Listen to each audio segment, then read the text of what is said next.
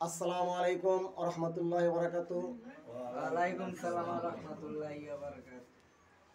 কাছে কিংবা দূরে, দেশে কিংবা বিদেশে যে যেখান থেকে আমার আলোচনা শুনছেন, সকলের প্রতি আমার হৃদয় নিংড়ানো ভালোবাসা এবং সালাম। আসসালামু আলাইকুম ওয়া রাহমাতুল্লাহি ওয়া বারাকাতুহু। সমস্ত প্রশংসা ও তারিফ মহান আল্লাহ পাকের জন্য। সালাতু সালাম প্রিয় নবী সাল্লাল্লাহু আলাইহি সাল্লাম, আহলে বায়াত, আহলে আওলাদ এবং সমস্ত আউলিয়া উলিয়াদের প্রতি।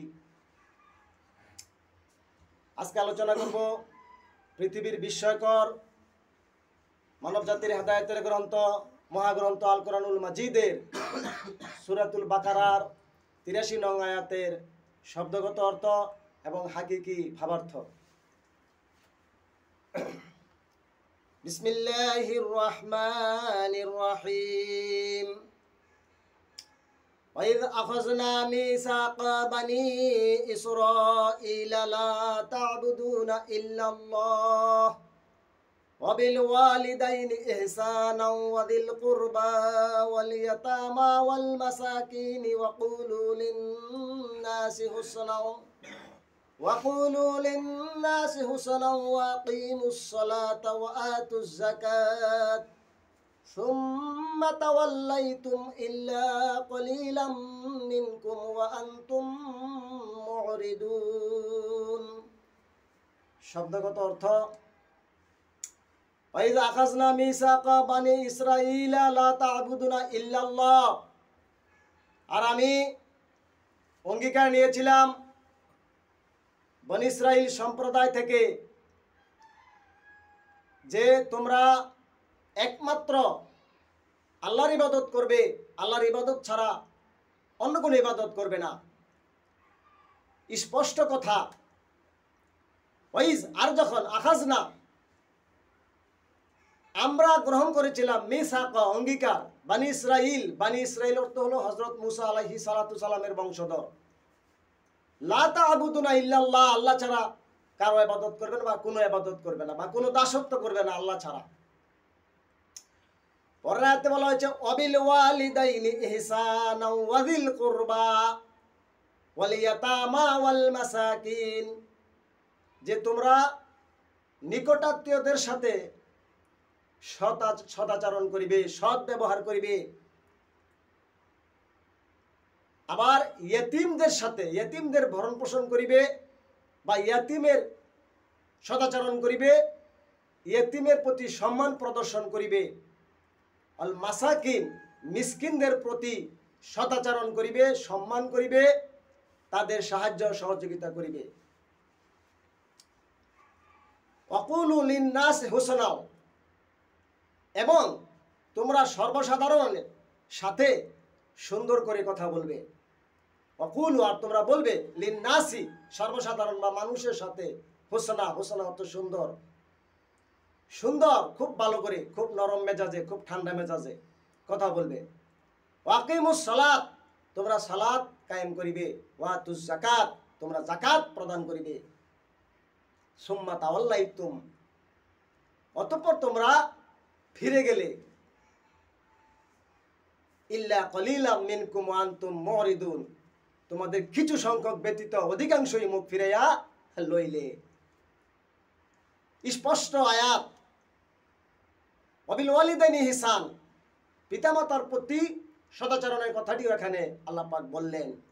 পিতামাতার প্রতি সদাচরণ করিবে, নিকট আত্মীয়দের সাথে সদাচরণ করিবে, ইয়াতিমের সাথে ভালো ব্যবহার করিবে, ভরণ পোষণ করিবে, মিসকিনের সাথে ভালো ব্যবহার করিবে, ভরণ পোষণ করিবে। তারপরে তোমরা সালাত কায়েম করিবে, যাকাত প্রদান করিবে। কিন্তু আফসোস, অধিকাংশই মুখ ফিরাইয়া লইলে, অল্প কয়েকজন ব্যতীত। তাহলে অল্প কয়েকজন ব্যতীত সবাই মুখ ফিরাইয়া লইলে আল্লাহর বাণী কার্যকর হলো না অধিকাংশ মানুষের উপরে, তারা এটাকে ঘুরে গেল, ফিরে গেল। তা আমরা এই আয়াতের শব্দগত তাফসিরে যাচ্ছি না, কারণ আয়াতটি সম্পূর্ণ স্পষ্ট, এখানে অস্পষ্টতার কোনো চিহ্ন নেই। সুতরাং এখানে শব্দগত তাফসিরের প্রয়োজন বোধ করছি না। তবে আমরা এই আয়াত থেকে কিছু হাকিকি অর্থ আমরা আমার দর্শকদের জন্য বা শ্রোতাদের জন্য আমি তুলে দিচ্ছি। এখানে আমরা 4টা জিনিসকে ইন্ডিকেট করলাম। একটা হলো ইয়েতিম, একটা হলো মিসকিন, আর সালাত এবং জাকাত। এই 4টা বিষয়ের হাকিকি অর্থ আমি আপনাদের সম্মুখে পেশ করছি। ইয়েতিম শরীয়তি পরিভাষায় হলো পিত্তহীন নাবালক বালক বালিকা, ছেলে মেয়ে, পিতামাতাহীন বালক বালিকাকে ইতিম বলে। এটা হলো শরীয়তের পরিভাষা, বা এটা স্বাভাবিক অর্থে গ্রহণ করে নেওয়া যায় শব্দগত অর্থ থেকে। কিন্তু হাকিকতে এতিম কাহারা? হাকিকতে এতিম হলো যাহারা এই পৃথিবীর ভিতরে থেকেও পৃথিবীর কামনা বাসনা থেকে মুক্ত হয়েছে, সম্পূর্ণ ভোগ্য বস্তু থেকে তারা নিরাসক্ত হয়ে গিয়েছে। তাহারা ভোগ বিলাসের দিকে ছুটে না। তাহারা এই পৃথিবীর কোনো বস্তু তারা ইচ্ছায় অনিচ্ছায় গ্রহণ করতে রাজি না। যাহারা সম্পূর্ণ খাবার দাবার ভোগ বিলাস আরাম আয়েশ ত্যাগ করে আল্লাহ পাকের মাস্তুহালে অবস্থান করিতেছে, সেই সব মহান মনীষীরা, সেই সব আল্লাহ পাকের প্রেমিকেরা হলো হাকিকতে ইয়েতিম। বুঝতে পারছেন? এতিম কারা? হাকিকতে এতিম কারা? যাহারা এই পৃথিবী থেকে মুখ ফিরিয়ে লইল, এই পৃথিবীর সম্পূর্ণ ভোগবিলাস, আনন্দ উল্লাস এবং খাবার দাবার সম্পূর্ণ বিলাসিতা থেকে মুক্ত হয়ে নিরাশ্রয় হয়ে গেছে, তারা হলো হাকিকতে ইয়েতিম। যারা খোদার প্রেমে ডুবে আছে, যারা মাস্তুহালে ডুবে আছে, তাদেরকে আমরা আল্লাহর ওলি বলি, এবং তাহারা হলো হাকিকতে ইয়েতিম। যে ওয়াল ইয়াতামা, তোমরা এতিমের সাথে সদ্ব্যবহার করিবে। কিন্তু দুঃখের বিষয়, আজকে এতিমের সাথে সদ্ব্যবহার করা হয় না। এতিমের উপরে হামলা করা হয়, আক্রমণ করা হয়, শুধু না বুঝার কারণে। এবার আমরা পাইছি মাসাকিন, মিসকিন। মিসকিন কাহারা? আমরা জানি শরীয়তের মিসকিন হলো যার কোনো সম্পদ নেই, অভাবগ্রস্ত, যে হাত পাতে মানুষের কাছে, তাকে মিসকিন বলে। এটা হলো স্বাভাবিক পরিভাষা। কিন্তু হাকিকতে মিসকিন কাহাকে বলে সেটা জেনে নিন।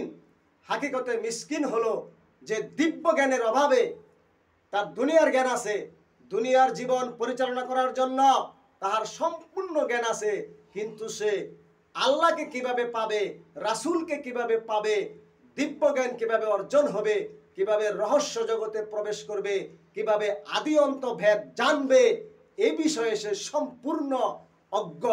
এই লোকটাকে আমরা এখান থেকে ইন্ডিকেট করলাম হাকিকতের পরিভাষায় সে হলো মিসকিন। সে কি? মিসকিন। দিব্য জ্ঞানের অভাবে, রহস্যের জ্ঞানের অভাবে, আদি অন্ত জ্ঞানের অভাবে সে দুনিয়ার চাকচিক্যময় বিলাসিতাময় জীবনকে একমাত্র জীবন মনে করে সে তার সোনালী দিনগুলি, তার সম্পূর্ণ জীবন, যৌবন, সম্পদ, অর্থ, সময় সে ব্যয় করে চলিতেছে। এই লোকটা হলো মিসকিন। সে দিব্য জ্ঞানের অভাবে অভাবগ্রস্ত হয়ে আছে।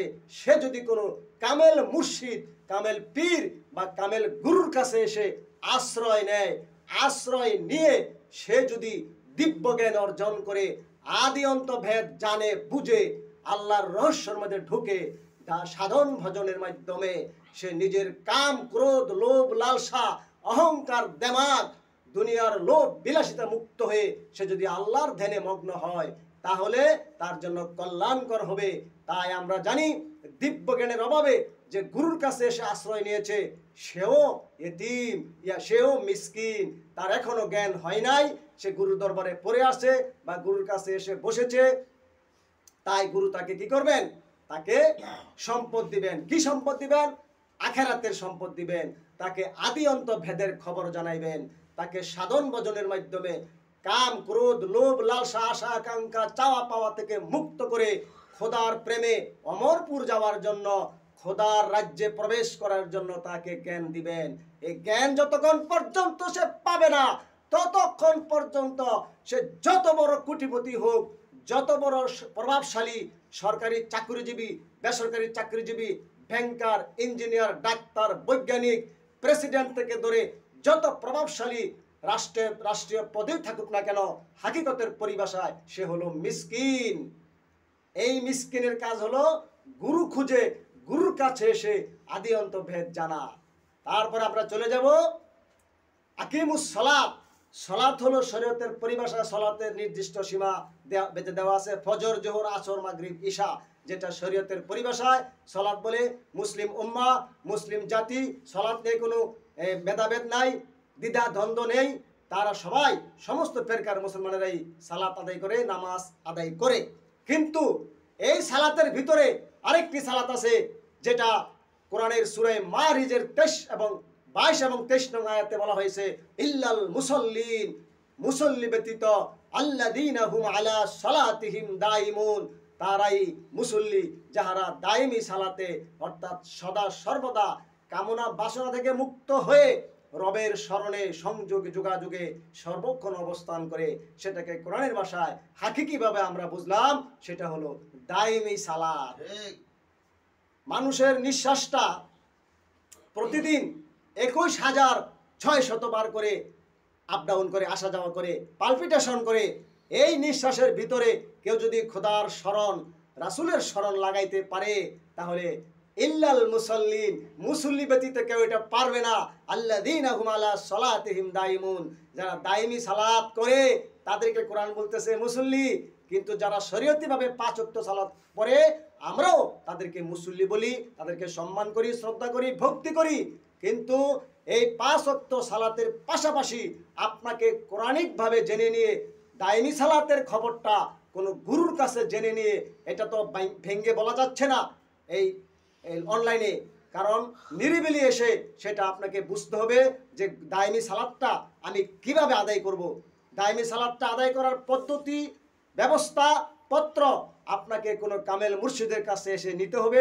নেওয়ার পরে আপনি দাইমি সালাত করবেন, তাহলে আকিমুস সালাত আপনার পূর্ণ হবে। যদি আপনি শুধু পাঞ্জেগানা 5 ওয়াক্ত সালাত পড়েন, মাশাআল্লাহ, আলহামদুলিল্লাহ, আপনি মুসলিম বিশ্বের একজন মুসলমান, একজন সম্মানিত ব্যক্তি। আমরা আপনাকে সম্মান করি, ভালোবাসি। কিন্তু দাইমি সালাতটা করলে আপনার জন্য সোনায় সোহাগা। কি বলেন? এবার আসে যাকাত। ওয়াতুজ যাকাত, তোমরা যাকাত প্রদান করো। আমরা জানি 40 টাকা 1 টাকা, অর্থাৎ 100 টাকায় 2.5 টাকা হারে মনিটরিং যাকাত আমাদের ইমামগণ, আমাদের আলেমগণ যেটা ব্যবস্থা করেছেন, সেটা প্রাচীনকাল থেকে চলে আসছে। এটা হলো সম্পদের যাকাত। নেশাব পরিমাণ মালের মালিক হলে প্রতি বছর এই শতকরা 2.5 টাকা হারে তার সম্পদের যাকাত দিতে হয়। কিন্তু এই যাকাতটা হলো মনিটরিং যাকাত। কিন্তু আমরা এটা যাকাতটা পাইলাম কি শরীয়তি যাকাত, কিন্তু হাকিকতে যাকাত আরেকটা আছে। সেই যাকাতটি আপনাকে গুরুর কাছে এসে জেনে নিতে হবে।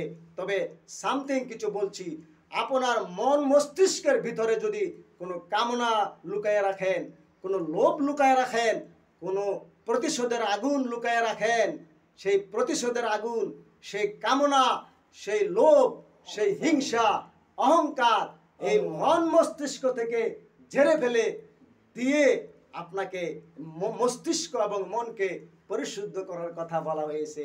সেটা হলো প্রকৃত যাকাত। প্রকৃত যাকাত কি? মন মস্তিষ্ক থেকে প্রতিশোধের স্পৃহা এবং কামনার স্পৃহা এবং লোভের স্পৃহা, ভোগের স্পৃহা, এই বিষয়গুলো মস্তিষ্ক থেকে এবং মন থেকে দূরে সরাইয়া দেওয়ার নাম হলো কি? হাকিকতে যাকাত। তাই কোরআন বলতেছে ওয়াতুজ যাকাত, তোমরা যাকাত কি করো? প্রদান করো। অর্থাৎ তোমার মন মস্তিষ্ক থেকে কামনা এবং প্রতিশোধের হিংসা বা প্রতিশোধ নিবে এই ধরনের কর্ম, ভয়ঙ্কর কর্ম এবং লোভের কর্ম, এই বিষয়গুলি তোমার মন মস্তিষ্ক থেকে দূরে সরাই দিয়ে তুমি কি করো? যাকাত প্রদান করো। সুম্মা তাওয়াল্লাইতুম ইল্লা কলিলাম মিনকুম ওয়া আনতুম মুরিদুন। কিন্তু আল্লাহ পাক বলতেছেন না না, অল্প সংখ্যক লোক জিনিসটা বুঝতে পারলো এবং অধিকাংশরাই কি করলো? মুখ ফিরাই লইল। সুতরাং সাবধান, হাকিকিভাবে সালাত, যাকাত, নামাজ, রোজা, হজ, কুরবানি, ইয়াতিম, মিসকিন, যত রকমের বিষয়গুলি আছে, শয়তান, ফিরিস্তা, জান্নাত, জাহান্নাম, হাসর, মিজান, পুলসেরাত, আসমান, জমিন, সব কিছু আপনার গুরুর কাছে এসে হাকিকতিভাবে বুঝতে হবে। তাহলে হবেন আপনি একজন সোনার মানুষ।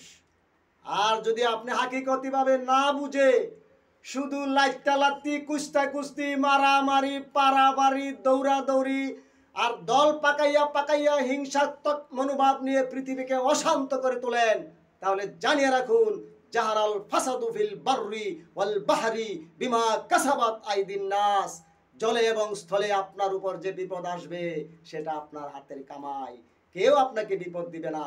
সুতরাং আসসালামু আলাইকুম, আজ এই পর্যন্তই, সকলেই ভালো থাকবেন।